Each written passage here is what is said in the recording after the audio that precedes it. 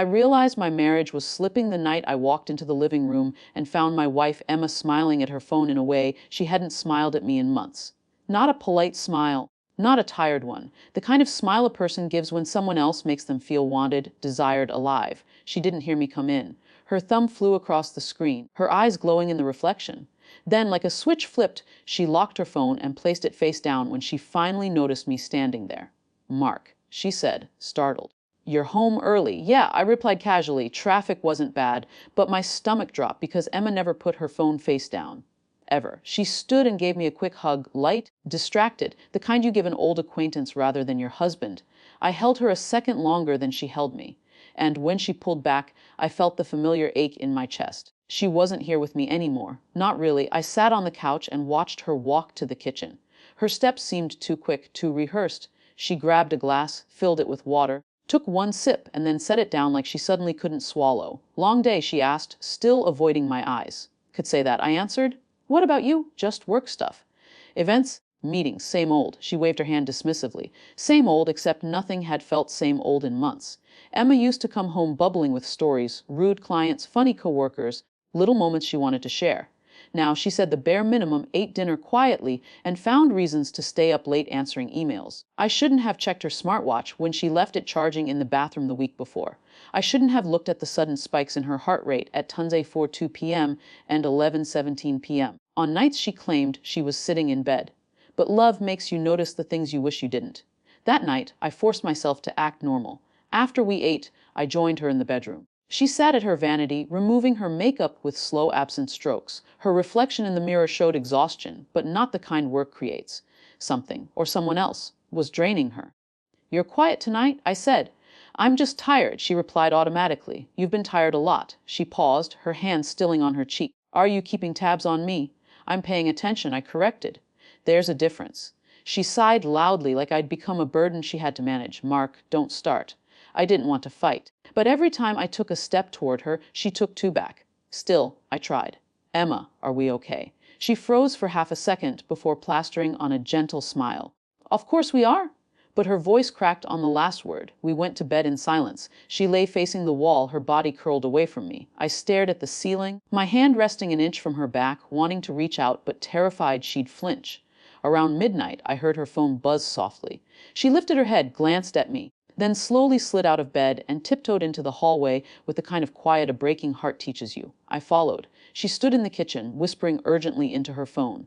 "No, I can't tonight," she said. "He's away." "Yes, I want to." "I miss you too. Just give me a few days." My breath caught in my throat. She turned slightly, and I stepped back into the shadows before she could see me. 10 minutes later, she returned to bed, wiped tears from her eyes, and pretended to be asleep.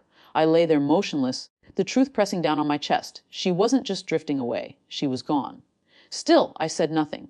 The next evening, after thinking through every possible way to save what was left, I decided to try one last thing. A gesture, a reset, something that might remind her of us, the version of us before secrets and half-truths. When she settled on the couch, scrolling through her phone, I sat beside her and cleared my throat. I booked something for us?" I began softly. She barely looked up. "What?" "A getaway. 3 days, a cabin. Just you and me. No work, no phones, no distractions." Her head snapped up then, but the look she gave me wasn't surprise or happiness. It was irritation. "Mark, no," she said sharply. "I can't just disappear for 3 days. I have responsibilities." "I checked your schedule," I said. "You're off those days." "That's not the point," she shot back.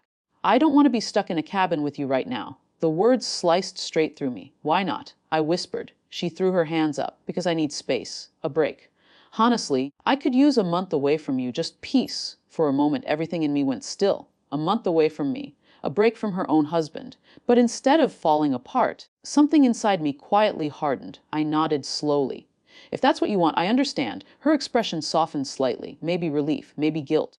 But she didn't know she had just changed everything. She didn't know I'd already seen what she thought was hidden. And she definitely didn't know the kind of revenge a calm man could build when he finally stops begging to be loved. Emma thought my quiet acceptance was a sign I had finally backed down. She thought "I need a month away from you" would make me retreat, give her space to keep living, one life with me, one with whoever was on the other end of those late night whispers. But what she didn't realize was that my silence wasn't surrender. It was strategy. The next morning, she acted lighter, almost cheerful. She hummed while making coffee, something she hadn't done in months. She even wore lipstick on a casual Saturday, which told me exactly who she planned on seeing. When she set my mug on the counter, she didn't look at me. Mark, I'll be out for a bit today. Errands and stuff. Errands, the universal code for lies. Oh, need help? I asked lightly. Her smile was too quick.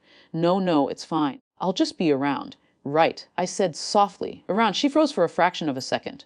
Barely noticeable, but noticeable enough. Then she grabbed her purse, rushed out the door, and didn't look back. The moment I heard her car pull away, I went to the drawer in my office, the one she never checked. I pulled out the small, discreet GPS tracker I bought months ago but never had the courage to use. Not until last night. I placed it gently under the passenger seat of her car before she left, my hand steady, my heart surprisingly calm. I didn't want blind anger. I wanted the truth, clean, undeniable, unshakable. By noon, the tracker pinged her location at a boutique hotel 20 minutes away. No work events, no errands. Just betrayal dressed as routine. I didn't confront her. Not yet. Revenge loses its sharp edge when it's rushed.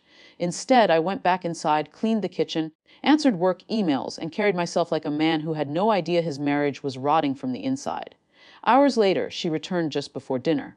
Her hair was freshly curled. She smelled like vanilla and a cologne that wasn't mine. Her lipstick was smudged like she'd wiped it off in the car.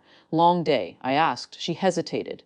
Yeah, errands went all over the place. Traffic was crazy. The hotel district always is. I murmured casually. She froze, her body stiffening before she turned, masking her face with a smile too slow to be real. What do you mean? I saw a post from someone I know. They were out near the boutique hotels. Made me think about that area. Her throat bobbed. Oh, right. Yeah. We both knew she was lying, but I let it dissolve into the evening air. That night, I treated her normally, gentle small talk, quiet jokes, nothing suspicious. She seemed relieved, like she believed I still didn't know anything. She couldn't have been more wrong. The next day, I prepared the first step of my revenge. Not loud, not dramatic, but precise. I transferred most of our shared savings into my personal account, legally, quietly, carefully. She had access to the shared one, but she never noticed anything beyond surface numbers. I canceled the joint credit card she always used for her work lunches. I also moved the title of my car, yes, the one she repeatedly claimed she barely used, into my name alone, making sure she wouldn't have leverage later. Every move was small enough to stay invisible, but powerful enough to matter when the real fallout began. At dinner, she barely touched her food. Her phone kept buzzing, screen lighting up with messages she didn't dare open in front of me. She cleared her throat. Mark, about what I said yesterday about needing space. Yeah, I asked, taking a slow sip of water. I meant it. I just think some distance would help us both. You want a month to yourself? I repeated calmly. I remember. I think it's healthy, she said, twisting her napkin. We've been smothering each other lately. I wasn't smothering her. Someone else was simply giving her what she craved in secret. Still, I nodded. I hear you. And I think you're right. Her face lit up, not with love, but with relief. Relief that I wouldn't fight for us. Relief that she could continue living her double life without disruption. I'm glad you understand, she said softly. Oh, I do, I replied. I understand perfectly. Later that night, she fell asleep unusually fast. Guilt, maybe. Or maybe she was tired from whoever she'd been with earlier. But I stayed awake, staring at the ceiling, planning. Not out of cruelty, out of closure. Because if she wanted a month away from me, she was going to learn what real distance looked like. Around 11:40 p.m., her phone buzzed on the nightstand. She didn't wake, but the screen lit up long enough for me to see the first few words of a message from Jay. Miss you already. Tonight was amazing. My jaw tightened, but my pulse stayed steady.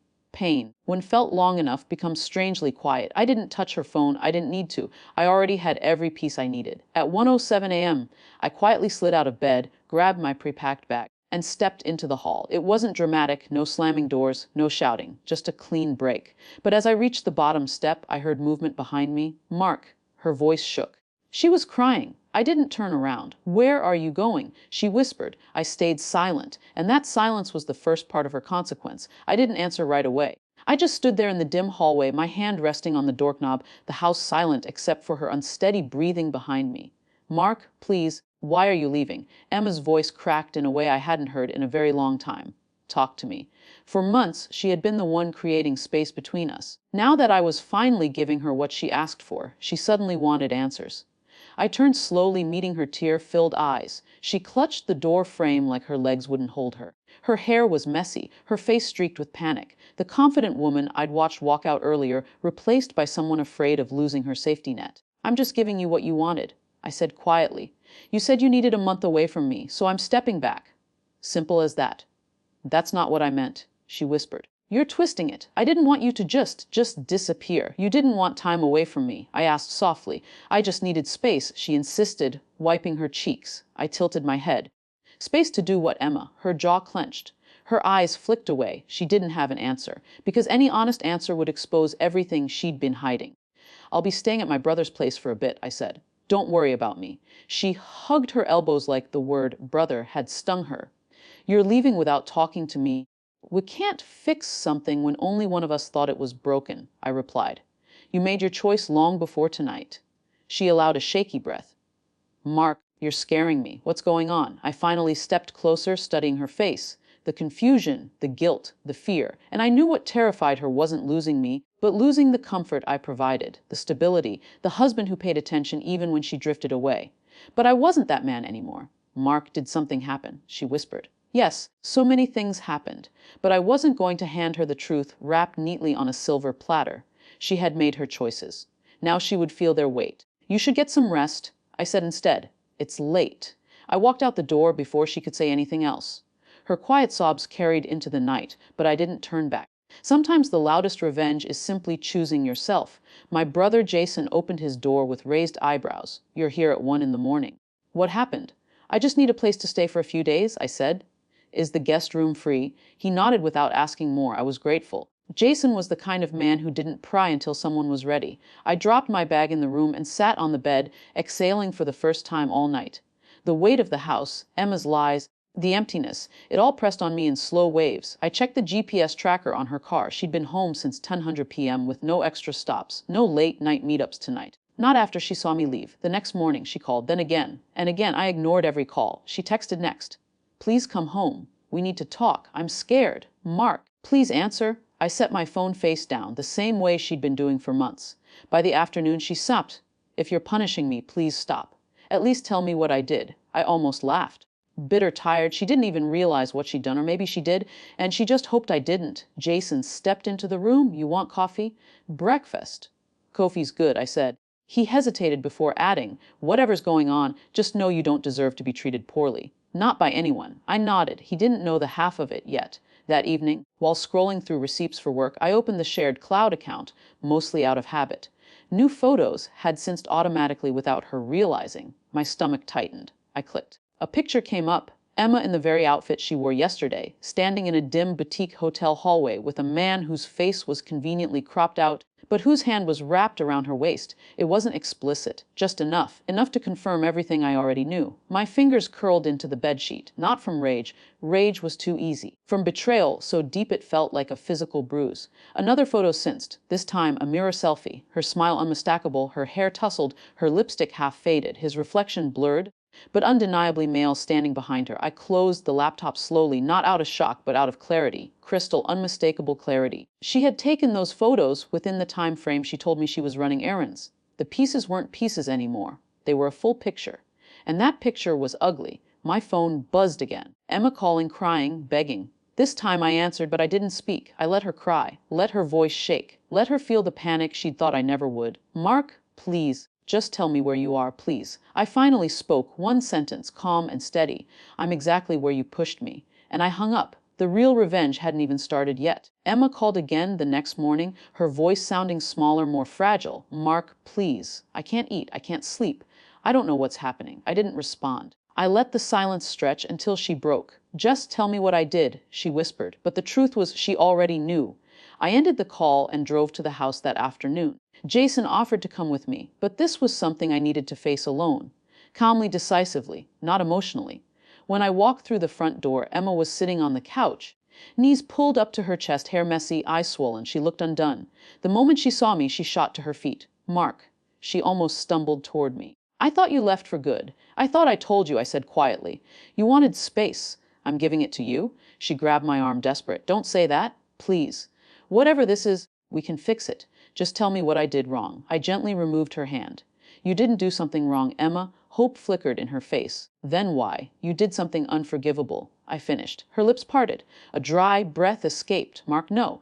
What are you talking about? I walked to the table and set my laptop down. The screen lit up at the synced folder. The hotel hallway photo. The mirror selfie with the man's reflection behind her. Her lipstick smudged.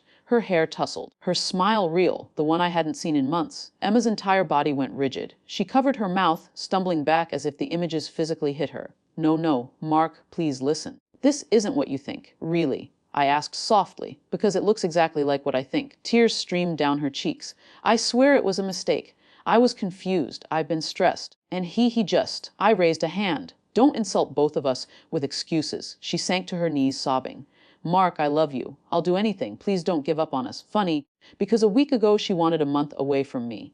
Now she was terrified of even a day without me. But I wasn't here to scream. I wasn't here to throw things, demand explanations, or give her closure. I was here for clarity and consequence. I took a slow breath. I didn't come to fight. I came to tell you what happens next. She looked up, trembling. Please, please don't leave me. You left us first, I said gently. I just didn't know it yet. I pulled a folder from my bag, one I prepared after leaving the house. Inside were separation documents. Not divorce yet, just legal distance. A cooling period that would freeze our finances, freeze our shared accounts, and freeze her access to my resources until decisions were made. Her eyes widened. Mark, don't do this. Please? You asked for a month away. I set the folder in front of her. You're getting exactly that, legally. She shook her head violently. No, I didn't mean from you. I just meant from the stress, from everything. I still love you, please. If you loved me, I said, you wouldn't have handed your attention, your effort. She sobbed harder, clutching the edge of the couch. I can change. I will change. I'll do anything. Just don't walk away from me. I stood, quiet, steady. You told me you needed a break from being my wife, I said calmly. And now I'm granting you exactly that, for the amount of time you asked for. She crawled toward me, grabbing my leg. Mark, don't go. I'm begging you. But her begging came too late, months too late. I gently stepped back, picked up my bag, and walked to the door. Take the month, I said quietly. Think about what you want, because I already know what I deserve. And I left her there on the floor, crying into her hands, realizing the man she'd taken for granted wasn't waiting anymore. This wasn't a revenge built on anger. It was revenge built on finally choosing myself, and that, for the first time in months, felt like peace.